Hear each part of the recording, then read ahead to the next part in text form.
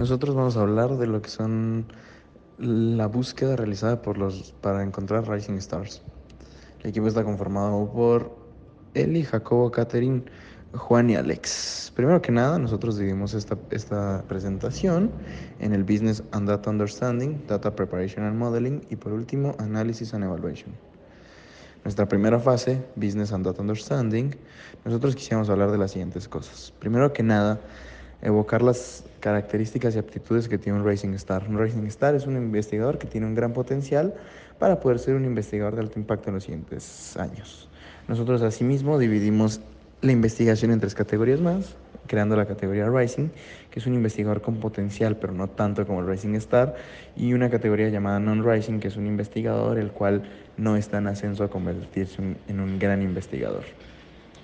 Los objetivos concretamente son generar un pronóstico del desempeño de un investigador, así como también identificar el perfil de un investigador de alto rendimiento, lo que es un Rising Star. Las métricas relevantes que nosotros trabajamos a lo largo del proyecto son el Site Score, que es el promedio anual de citas de los artículos publicados, el SNP, que es el impacto de las citas ponderándolo en un área determinada, y el H-Index, que es la productividad académica y el impacto de investigación de un autor o un científico. Como datos relevantes, destacamos que el Site Score fue inventado en 2016 o fue establecido en 2016 por la editorial neerlandesa del Elsevier con la finalidad de facilitar las mediciones que se realizan en el área de investigación. Al analizar y trabajar las dos bases de datos por separado, decidimos eliminar columnas en las cuales no podíamos obtener los datos faltantes, así como también eliminamos métricas que consideramos no nos proporcionaban la información sobre la calidad del artículo, publicación o de los autores en cuestión.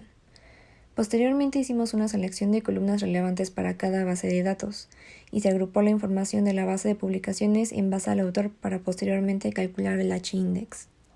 Para calcularlo tuvimos que ordenar los artículos por la cantidad de citas que tenían de forma descendente, donde el número de citas de cada publicación tenía que ser mayor al número de publicaciones. Finalmente se combinaron ambas bases de datos y se eliminaron los valores faltantes. Además se calculó un H-index ponderado dividiendo el H-index entre la cantidad de tiempo que llevaba trabajando el autor para así evitar un sesgo a otros autores. Finalmente se obtuvo una base de datos con 136.109 autores únicos, con los cuales hicimos diferentes modelos para poder analizar los datos. Continuando con nuestro desarrollo, nosotros generamos un mapa de correlación, en este caso representado como un heatmap, en el cual nos dimos cuenta que las variables sitescore y la variable SNP estaban bastante correlacionadas, por lo cual decidimos dropear la variable SNP para centrarnos en sitescore, ya que si no, esto nos podría causar problemas de multicolinealidad. Ahora pasando a los modelos que realizamos 6 en total, 3 para H-index y 3 para H-index ponderado. Los que utilizamos fueron polinomial, KNN y random forest. En el caso del polinomial, el resultado fue muy bueno, con un 91%, pero el mejor fue el KNN con un 96% en el score de train y un 92% en el test, seguido del random forest con un 94% y 92%. Ahora, para nuestro H-index ponderado, usamos los mismos tres modelos. En este caso, el polinomial fue un poco peor, con un 71%. El mejor volvió a ser KNN con un 92% y un 87%. Y luego el Random Forest con un 90% y un 89%. Seguido de esto, utilizamos el clustering para generar clases, clusters, dentro de nuestra base de datos. En esta gráfica podemos ver los centros de cada clase y a la derecha el número de autores que están dentro de cada clase, ¿no? Y bueno, definimos el número de clases, más que nada prueba y error. Si poníamos menos o más, se podían distinguir menos las clases entre sí y se arrojaban resultados más raros, más extraños y que no considerábamos útiles. Pero aquí podemos ver generar que, por ejemplo, la clase 1 es una clase propia, la 4 igual, y lo que es la 2, la 3 y la 0 pueden pertenecer a la misma clase, ya que comparten más o menos los centros, ¿no? Una vez hechos los clusters y hecha la clasificación, podemos entrar a lo que es el modelo de Nearest Neighbors. Probamos con 3 valores de K, 3, 5 y 7. Los 3 arrojaron resultados muy buenos de score al momento de testear. Bueno, en la derecha el Confusion Matrix de nuestro mejor modelo, por muy poquito, pero sigue siendo el mejor con K igual a 3. Son resultados prácticamente perfectos. Incluso en el 1 no se equivoca en ningún momento. En el 0 estamos hablando de 70 errores de 15.000 datos, en el 2 más o menos lo mismo, y pues eso habla de que nuestro modelo pues sí funcionó y sí clasifica todo de manera correcta, y cuando le arrojes nuevos datos te va a poder clasificar cada autor dentro de donde debería de ir.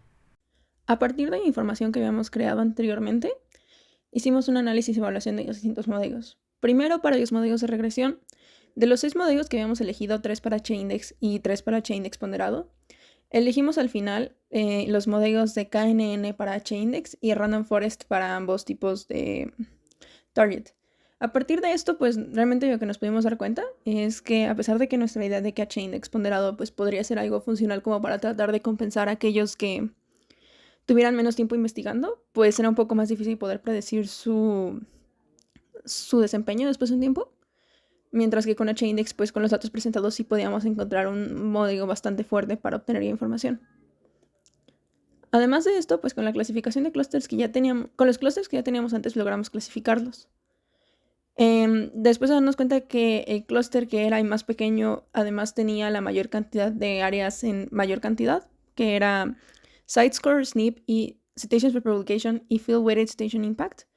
En ese momento, pues decidimos que como era el que más cumplía con las características de lo que podríamos considerar una Rising Star, el clúster número 1 correspondería a Rising Star. El segundo clúster, que además se veía bastante balanceado, era el clúster número 4, porque a pesar de que aún no tenía el gran impacto que tenía el clúster número 1, era un clúster que creemos después de cierto tiempo y con las herramientas adecuadas podría contener a investigadores que también podrían tener gran impacto en la comunidad científica. Entonces, en clúster número 4 lo clasificamos como posible Rising Star.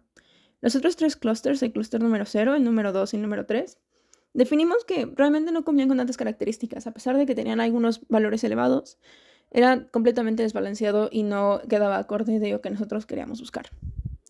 A partir de esto, pues ya haciendo un análisis, nos damos cuenta que de nuestros 130.000 datos, solamente el 0.1% era Rising Star, el 2% podría ser una Rising Star, pero el 97.9% realmente es que no son Rising Stars, son investigadores promedio, que no significa que sea malo, pero realmente no tienen un futuro tan prometedor como otros.